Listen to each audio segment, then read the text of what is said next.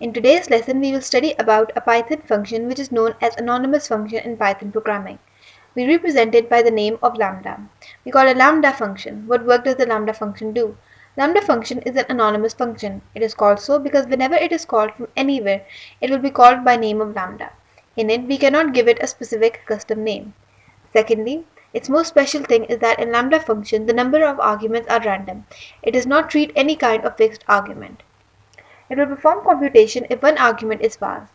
If two arguments are passed, three arguments are passed, no matter how many arguments are passed, it will easily and correctly perform computation on them. Let's look at its runtime example by doing them. In this file, I have to create a variable with the name of result. I have created a variable. In it, I called lambda function and I passed argument a. What work is to be done on a? That it will add 65 in it. Now when I will print it here, res, and I have to pass argument. I will have to pass a value here. Note one more thing, that when I am passing the argument, I am not using lambda in the call of argument or function. Instead, I am using that variable as a function call in which my result is to be stored. If I pass 5 here, I have actually passed 5 as the value of a here. If I will run it, so it has to return 70. We modify this program more, so I already have the value of result in here. If I pass lambda in a function my, what should it return? It should return lambda. Here I passed lambda in a function and lambda will, after performing multiplication, return the result back to us. Note one thing here, that the function we have passed, my function, in which we have passed lambda, in it two arguments are going. One is n and one is c. We have to see that what will be the value of n and what will be the value of c. When it will have to call this function, for that I have created a variable with the name of res and I have passed function name and an argument to it.